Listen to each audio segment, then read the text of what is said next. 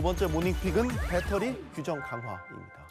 지금 김해 항공기 화재 사건의 원인 중 하나로 네. 그 배터리 얘기가 나오잖아요. 맞습니다. 이것 때문에 강화된다는 얘기인 것도 같아요. 네, 맞습니다. 국토교통부는 이 김해 국제공항에서 발생한 에어부산 여객기 화재가 기내 선반에 있던 휴대용 보조 배터리에서 발화했을 가능성이 큰 것으로 보고요. 이 보조 배터리의 기내 반입 관련 기준 강화를 검토하고 있습니다. 사실 보조 배터리 화재는 이번이 처음이 아닙니다. 이 국토교통부에 따르면 지난 5년간 여객기에서 발생한 보조 배터리 화재만 13건에 달합니다. 이에 대한항공은 지난해 5월 31일부터 항공기 이륙 5분 전에 라이터나 보조 배터리의 경우 승객이 몸에 지니도록 안내 방송을 하고 있고요. 이번에 화재가 났던 이 여객기인 에어부산 역시 비슷한 내용의 기내 방송을 두 차례에 걸쳐서 하고 있습니다. 일반적인 짐과 달리 이 배터리 같은 불이 날 수 있는 기기의 경우에는 사고가 발생했을 때 빠르게 대처하는 게 중요하기 때문에 당사자인 승객이 직접 몸에 지니고 있어야 한다라는 취지입니다. 하지만 대부분의 항공사가 이 보조 배터리를 비롯한 전자기기에 직접 휴대를 기내 방송으로 알리고 있기는 한데 여기에 그치고 있다 보니까 승객이 사실상 이를 인지하지 못하고 있는 게 현실이었습니다. 이게 보조 배터리를 비롯한 전자기기의 직접 휴대, 그러니까 본인이 가지고 있는 게 굉장히 중요하다는 건데 사실 이 중요성을 잘 모르고 그냥 선반 보관함에 두는 경우가 있거든요. 네, 아마도 우리 역시 알게 모르게 그냥 선반에 두는 경우가 있었을 겁니다.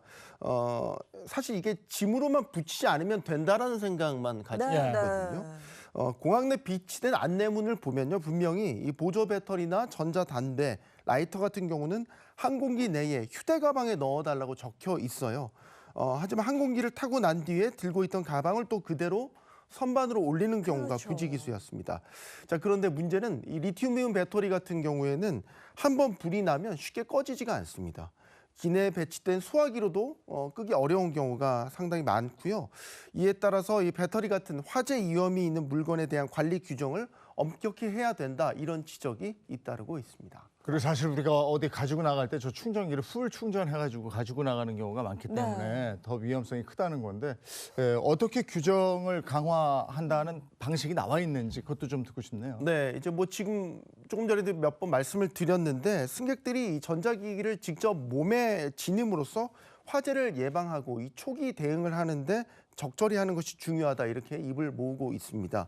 보관함에 둘 경우에는 화재가 어느 정도 진행된 다음에, 즉 연기가 보이거나 불꽃이 보인 다음에 화재가 났구나, 이를 인지하고 그 다음에 대처를 하기 때문에 그만큼 늦어진다라는 거죠. 일부 항공사에서는 이 보조 배터리와 전자기기에서 발생한 열폭주를 식히는 용도로 침수용 장비들을 구입하기도 하는데요. 이런 장비들을 활용하는 건 역시 좋은 방법으로 꼽히고 있습니다. 또 기내 화재 대응 훈련을 강화해서 초기 대응이 잘 이루어지도록 하는 것도 중요하다고 밝혔습니다. 이 항공기 화재가 발생했을 때 굉장히 화재가 빨리 퍼지기 때문에 사람의 생명을 구할 수 있는 골든타임 딱 90초라고 이야기를 합니다. 그런 만큼 빨리 대처하는 게 중요하다라는 거겠죠. 다만 배터리 휴대와 관련한 의무 규정이 강화된다고 하더라도 더 중요한 건 현장에서 실효성 있게 지켜지는 게 중요하다, 이렇게 입을 모으고 있거든요.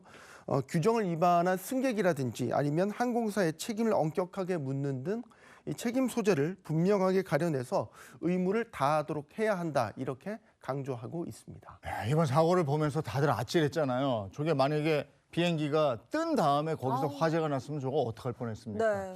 우리가 스스로 지켜야 될 것 같아요. 이 규정이 만들어지면 철저하게 지켜야 되겠다 싶습니다.